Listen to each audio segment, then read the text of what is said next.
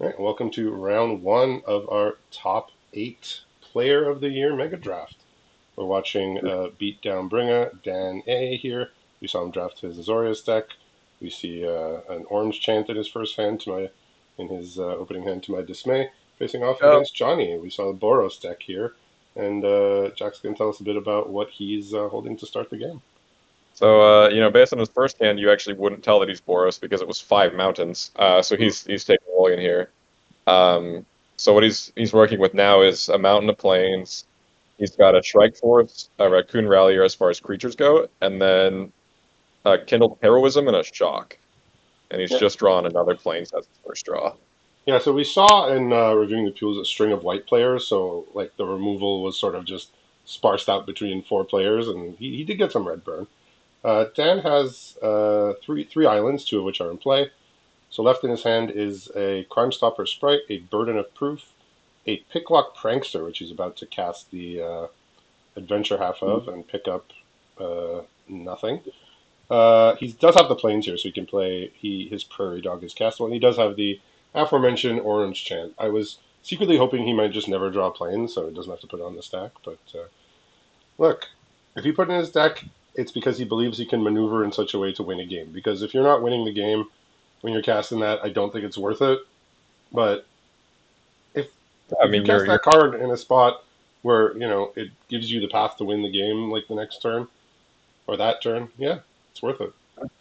well, that's the thing too. I mentioned when he was drafting that I feel like there should be a deck that wants that card. I just haven't seen it yet. So maybe Dan will show me how to use it. Yeah, I'm a bit of a still a bit of a doubter, but we'll see. Like I said, I mean the upside is like you cast at the exact right time, and it does something that literally like basically no other card can do.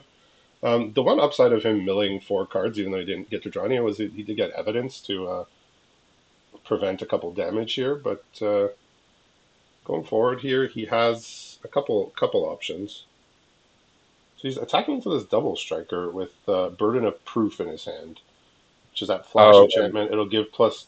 It'll either give the opponent's creature make it to 1/1, but more importantly, it's the sprite's a detective, so it'll give it +2/+2. yeah. Okay.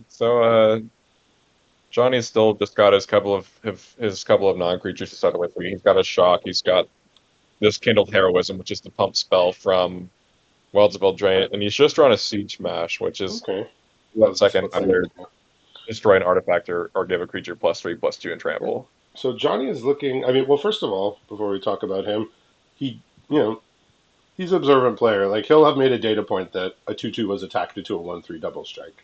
So you know he's registered that for later in the game. That will inform decisions about combat when Dan has open mana in the future. But yeah, Johnny is our first player of the year here. One of the original Montreal members. Was a long time league committee member. Only until just recently did he step down after many years. And like I said, our inaugural player of the year on the survey are looking to be the first 2-time player of the year.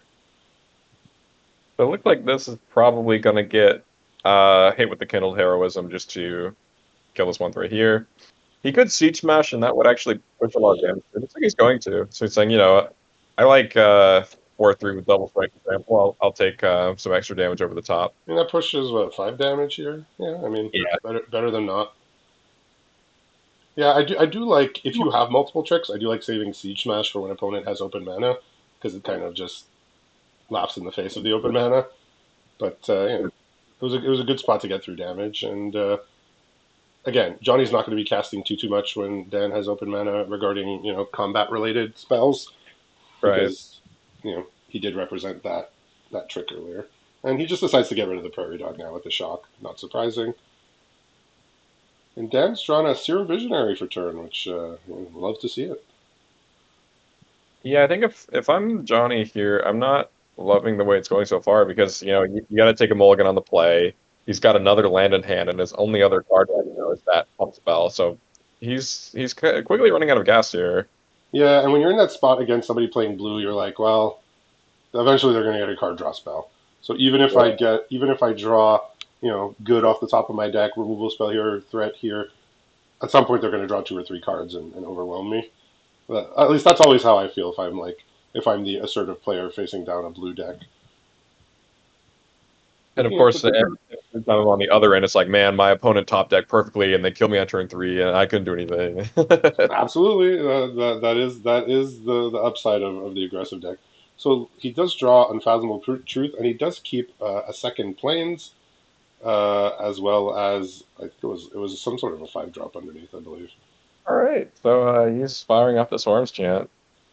And Huh. I don't know if it's going to be too impactful, but not knowing Johnny's hand, I don't hate it. Yeah, again, it's just like you just threw a card in your graveyard to do what? Again, I just if this is the way that the card is supposed to be used, then I think it's just unplayable. Like it's I think just that like, in a deck like Dan's, where you kind of have a lot of card advantage, and you can kind of afford to throw a card away like that, maybe it's not terrible. I mean, obviously, then Johnny drew another land for turn, so it wasn't actually stopping him from casting anything, but Dan had no way of knowing that. yeah, like I want it on that crucial turn where opponent absolutely has to cast something in order to survive, or they might cast that card that's going to win them. The card he left on top was actually a Return Triumphant, not a five Okay. drop, but he does have this Unfathomable Truth in hand to draw 3 cards. So um, unless Johnny finds a good series of draws, Dan is going to be way ahead just on raw card advantage here. Exactly. Yeah, the unfortunate part about the Ariet's Lullaby in his hand is that it's not able to target the Strike Force here, which is the thing he would like to have dead. Yeah, I found that happening. I feel like that happened to me in Bloomborough. I Yes, guess he's going to the fire off the trick here. No, okay. the spell like that in Bloomborough was Sonar Strike, and it could actually hit an attacking creature. Yeah, unfortunate. Yeah, the Um, Sonar Strike, exactly. Another planes off the top is not really what Johnny's hoping to see here. I mean, he's still cracking in for 2, which is better than not. The But really yeah, unfortunate part was his opening hand had 2 lands, and so he actually sent his Electro Dominance to the bottom, and now we see yeah, him stuck on 6 or 7, where it actually might be able to close out the game here. yeah. This is always the fear of aggro decks, right? Just run out of steam, and your opponent's not low enough. Like sometimes you run out of steam, and your opponent's at 3 or 4, and you can find that one card. But when your opponent's at 9, it's going to be hard to find any one card that can really pull him back from all this card disadvantage now. And he's got a bunch of interactive stuff in his hand. I mean, Brackish Blunder, Out Cold. He has Return Triumphant, which he can use on something from the graveyard. we did see Johnny drafting 3 Skoas, so I you thought know, was that not Maxime? oh, was it? I think it was Uh, Maxime. you're probably right. In that case, never mind. Yeah, you're right. Yeah, I mean maybe he ended up grabbing one, but yeah, I assume once Maxime got the first, the second one went higher up in his pick order. Yeah, once again he's been representing some sort of trick this whole time, so he continues to do that, and now he gets to return triumphant Prairie Dog possibly. That's not a Seems bad like one. yeah, Super Visionary is nice, but card advantage he doesn't necessarily need more, but that doesn't mean he doesn't want more. He's not going to say I no to more cards. Yeah, right. It's a couple more cards among friends. He's got a Starfall Invocation on top. He's throwing that to the bottom. I mean, I know he's ahead, but I kind of like having that as like a last resort buyout, like panic button type of card. I mean, he's ahead enough that that's unlikely, but still a nice security blanket to have, especially when he's already got this many cards. I guess he's saying like, my opponent's got a 1 creature on board and they haven't played a creature for 3 turns. It's unlikely they have more, so I probably won't need this. So he could let this thing attack, and then he could burden of proof it. So it will still have all the abilities, right? It will still have like flying, vigilance. Won't Yeah, actually so do it still anything. has all the abilities. I think he's now realizing the card maybe isn't exactly what he thought. Yeah. So what is it? It Yeah. can't block, right? Can't block detectives. He Okay. probably thought it was going to lose abilities and he would then be able Yeah. to block visionary. So he's taking the exact amount of damage he was going to take originally. So the burden of proof is still upon Dan, I suppose, to answer this Strike Force. Johnny's looking like he's going to fire off an Agates all here, saying, I can't really deal with that thing getting bigger. Yeah, just remove fair enough. it now. But if I'm Yeah, Dan, I'm pretty happy with that. That thing drew me a card already. Whatever. If it gets killed, it gets killed. yeah. This just shows the complexity of like the cards that they print today. Like we're in the top end of the Player of the Year, and we still have a card that has so many words that we can't always recall exactly what the words are. We just assume that a lot of that these blue like turn something into 1/1 or remove abilities, but this one does not. So yeah, he ended up having to take the 2 here. So he's got his Iron Paw Aspirant as a creature, and then the rest of his hand is interaction spells: Out Cold, Brackish Blunder, and the Ariet's Lullaby, which doesn't still doesn't have a target. He's just gonna make a 2/3 here. He's deciding if he wants to continue to attack. I mean, at this point, it's only offering a trade, so Well, he decides I need to stay back. the Crime Stopper can't actually trade with Strike Force on blocks because the Strike Force now can't block Crime Stopper Sprite. Yeah, so it has to attack, and I think Dan is ready to block here. He's Yeah. yeah, Likely we're going to see this Kindled Heroes if I don't get yeah. cast. I mean, he's basically saying, okay, I'll do the 2-for-1. So certainly Dan can respond with a Brackish Blunder here to bounce it. Not sure if that's something he wants to go ahead with. Could He's take a letting the time. spell resolve. So When he's spraying him down to the bottom, saying I'm all good on Lance, thanks. yeah, yeah. Dan has already spent too many cards dealing with this Strike Force that didn't really deal with it. So he's actually going to bounce his own creature here. And now what he's going to be able to do is he can tap it down with the Crime Stopper and then kill it with the Lullaby if he wants to. So I like it. he's found an escape hatch to get this Ariad's Lullaby to kill the threat. Yeah, that's kind of nice actually. Yeah, Yeah. usually you wouldn't be able to hit it with Lullaby, but And he's drawn the Volatile Storm Drake. Uh, Not, don't know if it's exactly what's desired at this point in the game, but yeah, if there's use for it, he'll find it. Yeah, so I they're think he's gonna gonna summon Strike Forces. yeah, he's gonna go ahead with the aforementioned plan here. But now thinking of potentially tapping the Plundering Pirate, taking his time. You know, they have been playing pretty briskly, but if there is a time to stop down and think, Player of the Year is one of the more prominent times when you would want to do that. And he did decide to tap down this pirate. Okay. I don't mind it. I mean, let's get through for damage. I'm not sure Johnny would be blocking at this point of the game anyway. Yeah, he has the out Uh, cold here that he might want to use. We'll see if he finds it oh, worth it. I mean, that's a great draw for Johnny. He's got a Merry Bard, which will be able to put a young hero on the Shrike Force. Pretty dangerous on a double strike there. Yeah, that should be enough for him to out cold them and then kill it with the Right. lullaby.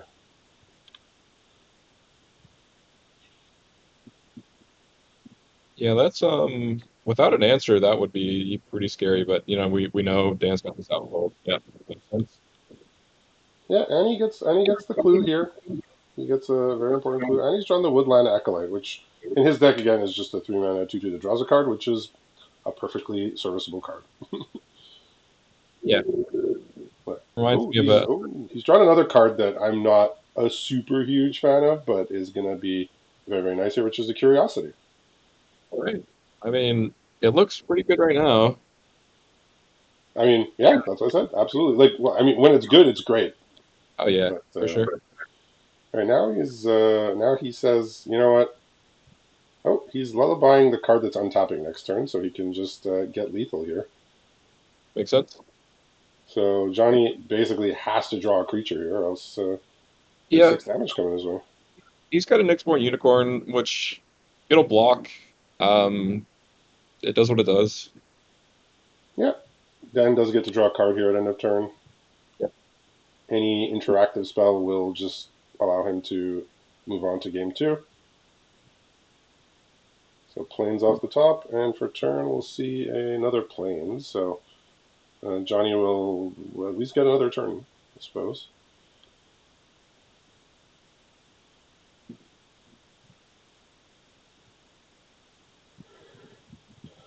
Dan is thinking about if he wants to use the Storm Drake, but it's just like when you're ahead, you just rather have a 3/2 flyer like than anything the opponent has for the most part. Notably, it is interesting if he wants to grab the Strike Force with it, but I don't know. I feel like you just would rather swing out here. Yeah.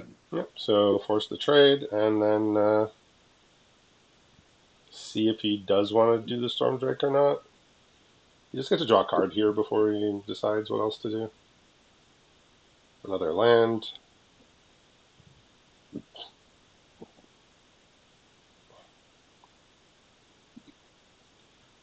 He's thinking, thinking, thinking.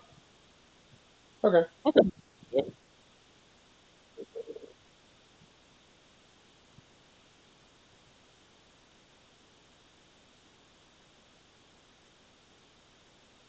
All right.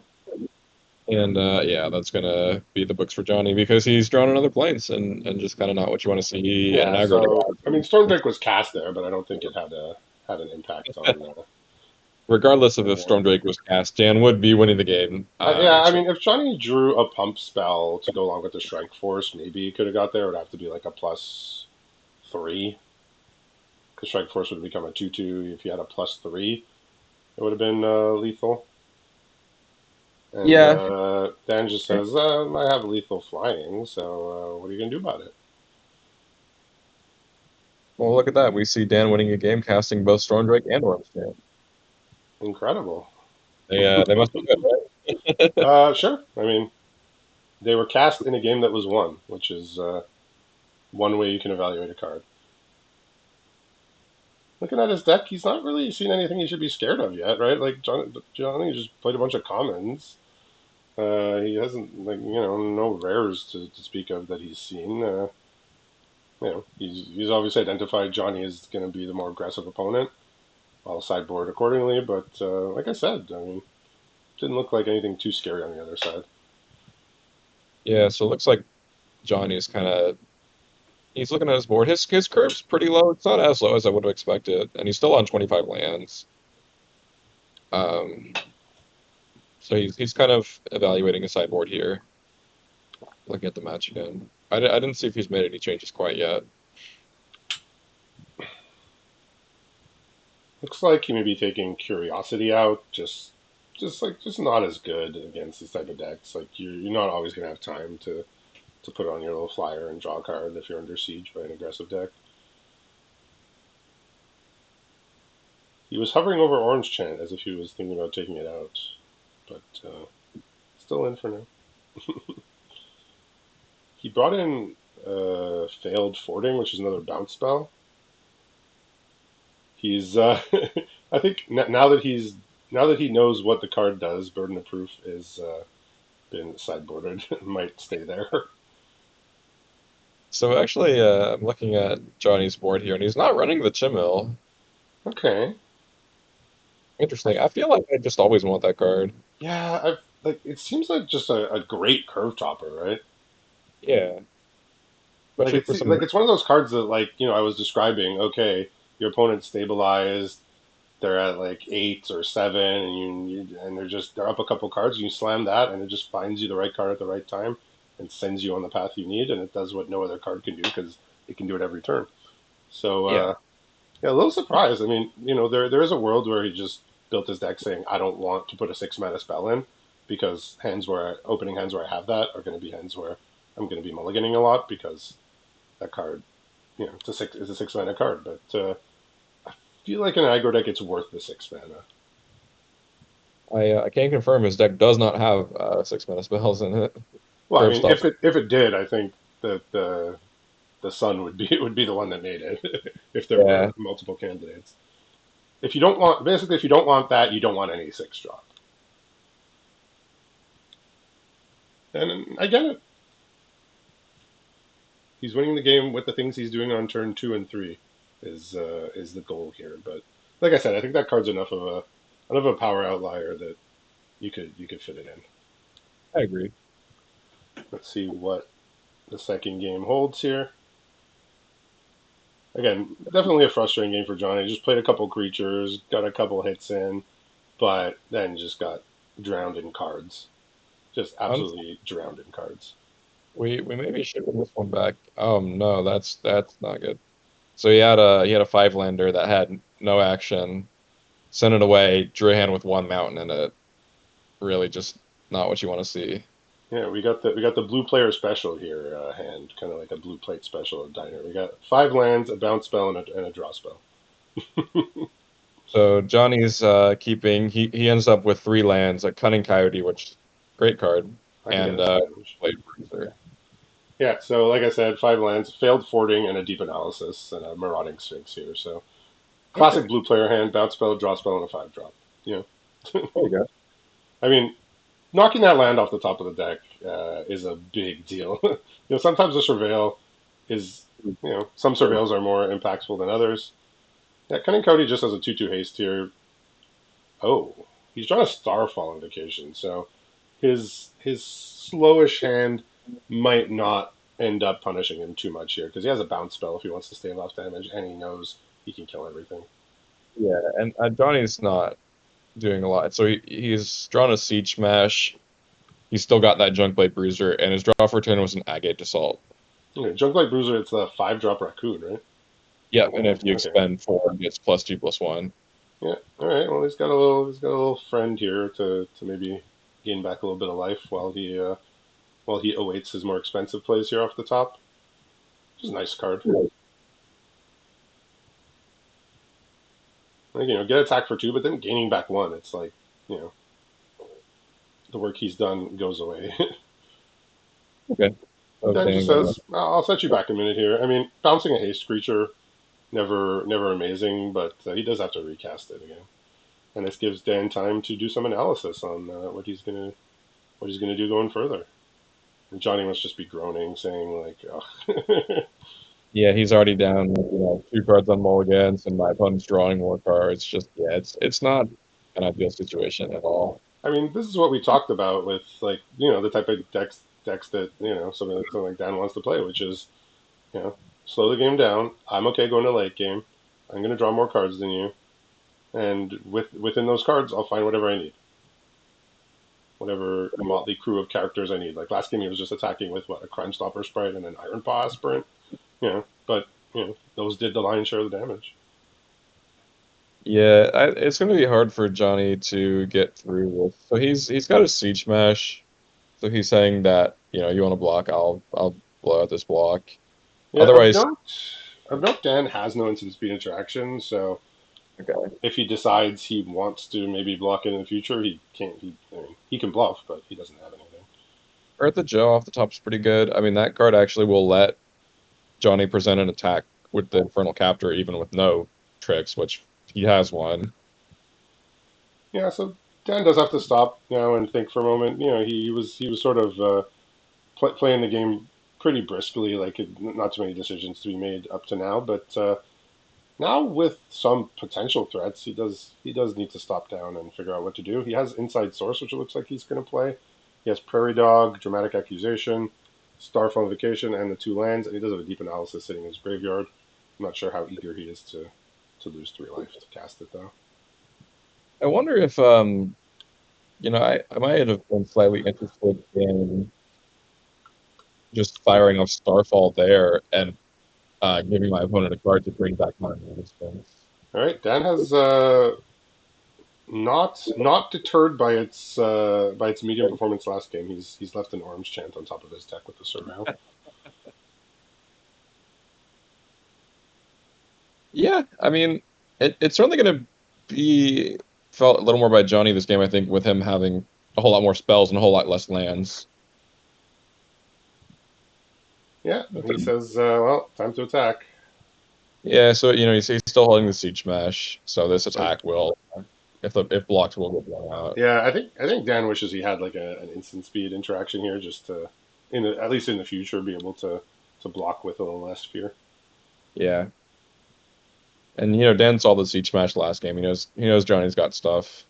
Yeah, Siege Smash does fight against instant speed on Dan's end, even though he doesn't have it. He just said, let me soak up my life here. We may be getting to the Starfall Invocation part of the game potentially.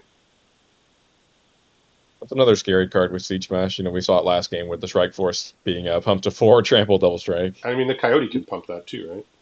When it comes in. Yeah, when it'll give +1/+1 and Yep. irrelevantly it'll get haste, but the +1/+1 on a double strikers just felt so much more. Yeah, Dan might be nearing the point, but I mean, so I think Johnny, if there is a board wipe, Johnny does have some things to do. Looks like he set an upkeep stop, which means he may be chanting defiantly at Johnny this coming turn. I mean, Orange, a little better on this board state too, because with the kicker of having your opponent not be able to attack, they're basically skipping their turn Is it? outside of Is drawing that what a it is? card. Oh, they can't attack a bot. Yeah, The okay. kicker is can't attack, which is pretty huge, I think, in this board state, right? Yeah. I And mean, it's a fog with upside, I guess, yeah, look at that. or fog with downside because I they mean, don't tap their it's creatures. It's pretty close to your opponent just skipping their entire turn.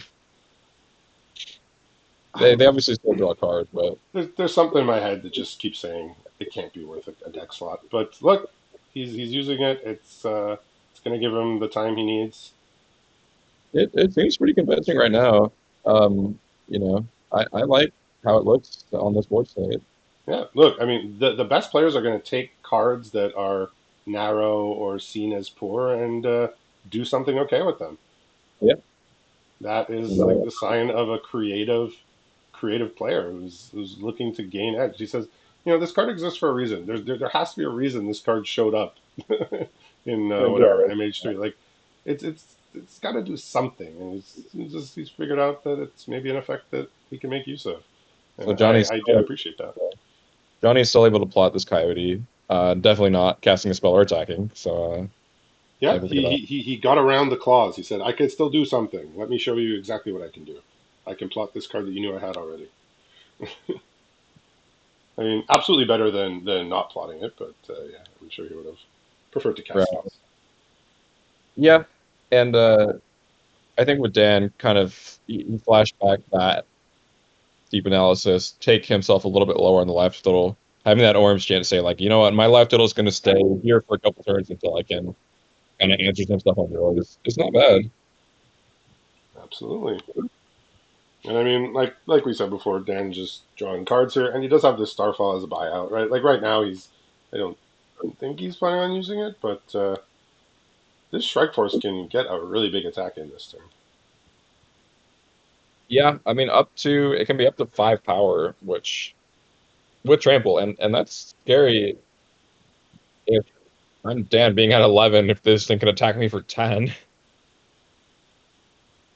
yeah, so just running on the strike force here. So Earthage only triggers off of activated abilities, right? Not triggered abilities. Yeah, that's right. Yeah, 'cause otherwise we would have had a double pump here. I mean, Currently, the only thing that's working with this emergency. one thing of note, Dan just has a much wider board, right? It may get to a point where there's a lethal attack just by swinging everything. I mean, we're not there yet, but the Starfall, I mean, right now it's not going to be used, but we'll see if something changes to put Dan in a position to want to make use of it. Yeah, Yeah, if killing everything and getting back to Sphinx you know, is something that's good. I don't hate it, and it might be looking a little more likely if we get a big swing from the strike force and Dan's life total gets in the danger zone. Okay, so he's hovering agate assault, saying maybe do I want to kill something before I swing?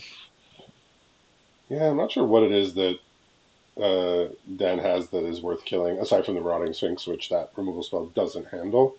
Oh, So I don't know, like what creature are we looking at that needs to get off the board? I mean, maybe the Prairie Dog, but prairie dog if I had to guess. Yeah, he's looking like he's gonna cast it. Maybe not. Putting it back in his hand. Okay. yeah, I mean, another skill which I myself I play my removal too early a lot of the time. I just see something, I'm like, am I annoyed by that? I guess kill it, and then 2 turns later, some rare or uncommon lands, and I'm like, would have been nice to have my removal. So Actually, this strike force can get up to 7 power with the mercenary. 7, right? I guess he has something in hand to pump it. He has the siege smash in hand. Yeah. I mean, that's a lot of damage. Actually, if this Marauding Sphinx didn't have Ward, it would actually be straight up lethal because you can just throw Agate Assault at the Marauding Sphinx, pump your Strike Force up to 7 trample, that's 14, and you just don't have enough toughness to block it. Yeah, I mean, he's doing the math here. He's taking the time. Johnny is always a methodical player, so Johnny takes his time and like, usually comes to the right conclusion. So he's gonna ponder exactly how he can Okay. get as much damage in. Yep, His so you're saying conclusion kill. is just kill this. Yeah, Makes sense. The Mercenary, I assume, going on Strike Force here. Yeah. I mean it's lethal if Dan doesn't block, right? And Even if, okay. huh, Yeah, I like this okay, because the Strike Force will still be lethal if not blocked on Marauding Sphinx. You have okay. to block Strike Force on Marauding Sphinx or you die because the 6 with Trample will get through the Ruin Lurker Bat and still deal 11. Yeah, Dan has to have that in mind. I mean, it got played last game. If he blocks with a Rune Lurker bat, I think he still dies. I think, yeah, he's figured out that he has to do this, even though it's like quite bad for him. He just needs to live, and then Yeah. he's going to be able to Starfall next turn. But he won't be able to get back that Sphinx. Yeah, so yeah, it's okay. Taking the block off. I mean, he saw the Siege Smash last game, so You have to. I He's mean, still gonna what 7 off of it, but it's certainly better than dying.